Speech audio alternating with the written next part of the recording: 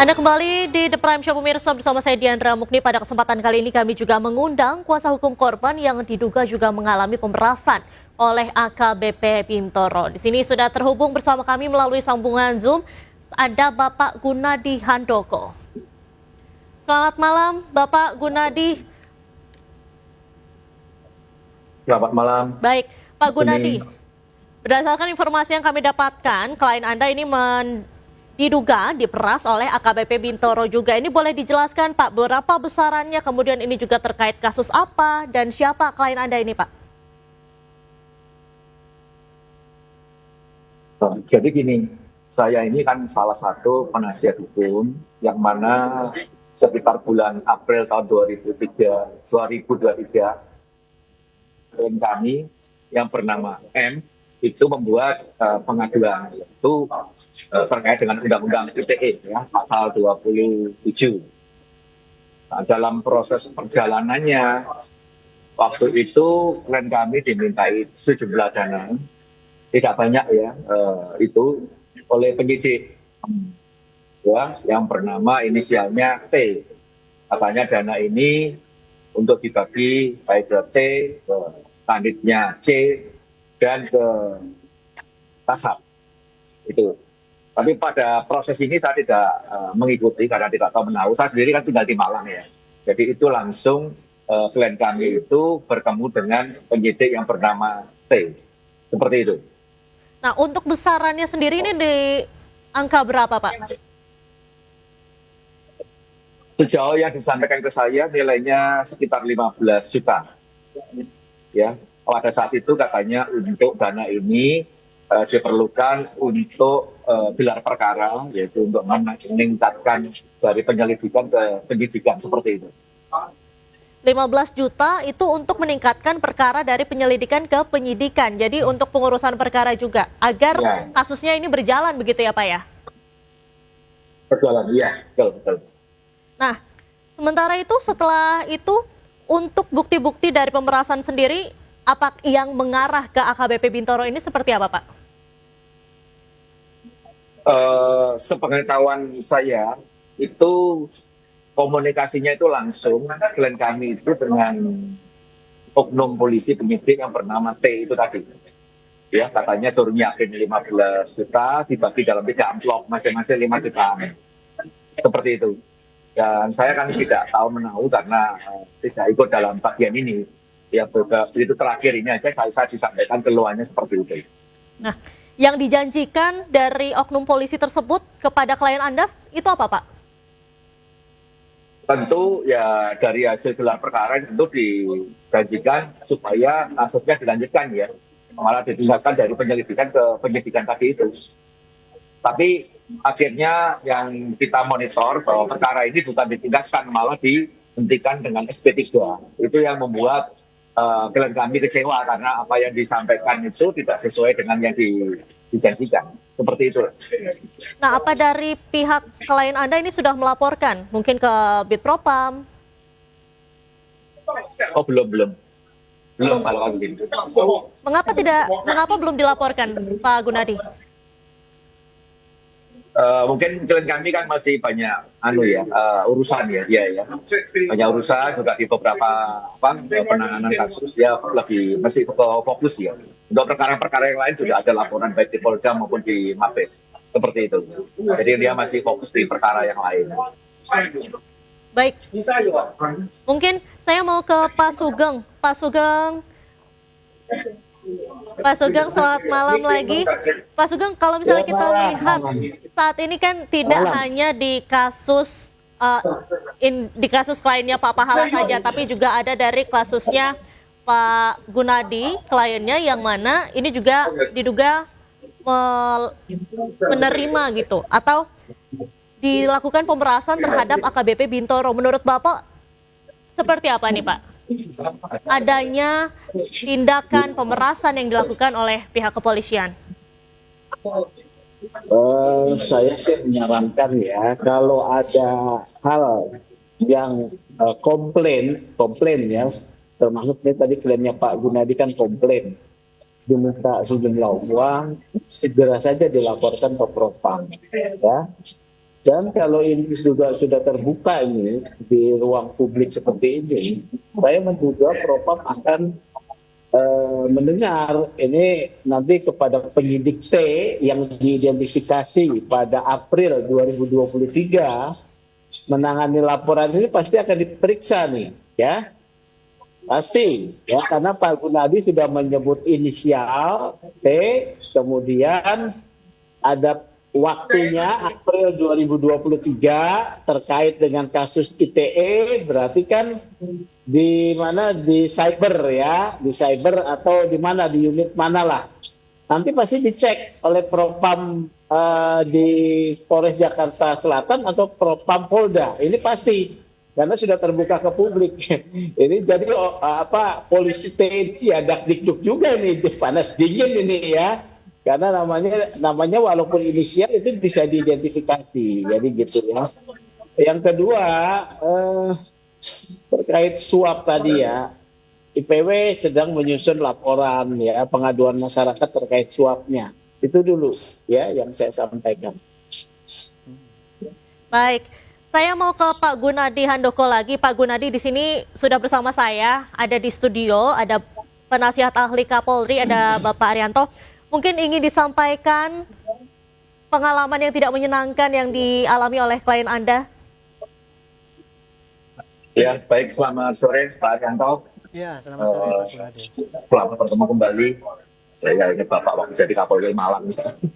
Jadi memang kebetulan saya ditunjuk oleh Ibu M ini sebagai penasihat hukum dalam kasus pengaduan perkara di Polres Jakarta Selatan ya, yaitu tepatnya Undang-Undang ITE pasal 27, yang mana fotonya klien kami itu disebarkan di medsos tanpa seizin, jadi diambil dari Instagram kalau nggak salah itu.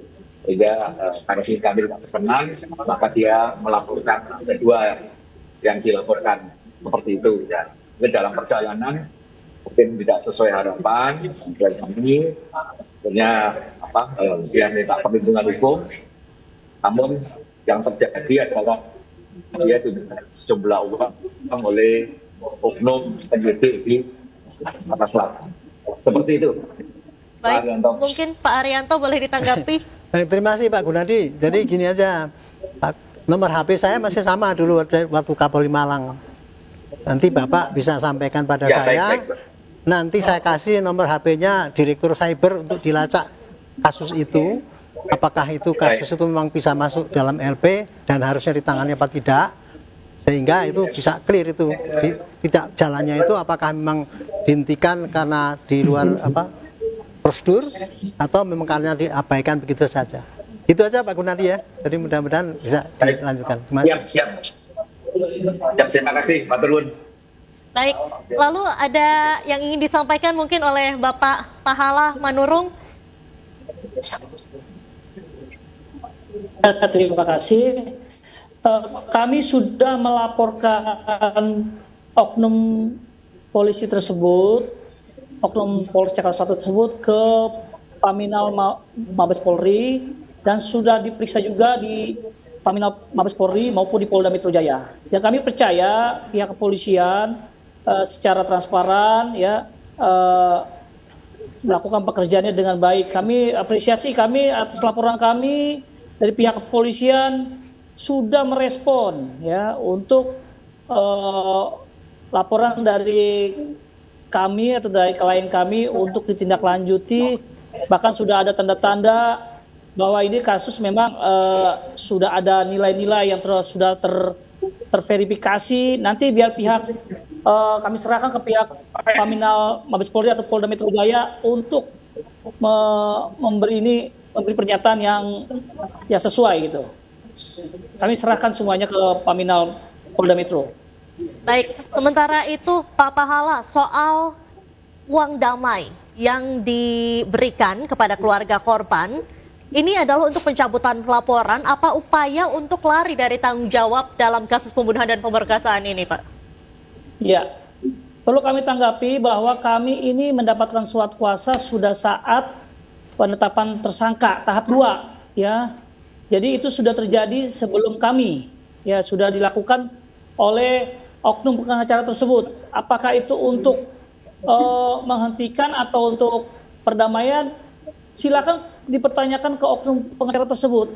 Ya, kami ini mengenai pemerasan yang diduga dilakukan oleh oknum Z ini, ya, yang meminta langsung kepada klien kami sampai dari angka 4 meter berubah jadi 2,5 meter. Terakhir karena klien kami nggak punya uang, dibilang hanya sanggup 550 juta. Dari situlah awal mulanya kami datang memverifikasi semua, sehingga kami itu menanyakan ke Pak AH, ya, klien kami ini, kebenaran tersebut, karena uang tersebut dari AH juga, cash and carry-nya, tunainya ke saksi-saksi kami. Kebetulan saksi kami itu adalah anggota kami juga, anggota WRC DKI juga. Nah, yang disampaikan oleh klien Anda sendiri, ini soal uang damai, ini peruntukannya apa, Pak? Yang peruntukannya sesuai dengan surat perdamaian tersebut. Peruntukannya untuk sesuai dengan surat surat perdamaian maupun pencabutan laporan polisi tersebut. Baik, Pak, saya saat ini mau bergeser ke Pak Tony. Pak Tony, kalau misalnya Anda sebagai seorang advokat, sebagai penegak hukum, Anda terganggu tidak dengan adanya seperti perjanjian perdamaian, khususnya dalam kasus pembunuhan, begitu Pak? Ya, langsung ke kasus ini saja ya. Sebenarnya uang itu adalah untuk kompensasi. Kalau tertuang di dalam surat perdamaian antara klien saya, Pak Radiman, dengan Arik Nugroho, ya, itu untuk kompensasi. Jadi kompensasi itu ya uang perdamaian lah, uang damai lah. Nah, tetapi karena saya menyadari pasal-pasal yang dikenakan ini adalah pasal pidana murni atau delik biasa, bukan delik aduan, maka sejak itu juga saya sudah yakin kasus ini lanjut. Cuma yang sangat saya sayangkan ini kasus kok jadinya dimainkan, dijual belikan ya. Saya menganggapnya kasus ini akhirnya jadi transaksional. Gara-gara ada perdamaian ini ya, seperti yang Pak Arianto sudah dikatakan, mungkin bisa jadi berawal gara-gara ada perdamaian, ini korbannya udah nggak nuntut nih kan, sehingga bermainlah di situ oknum-oknum itu, kan itu.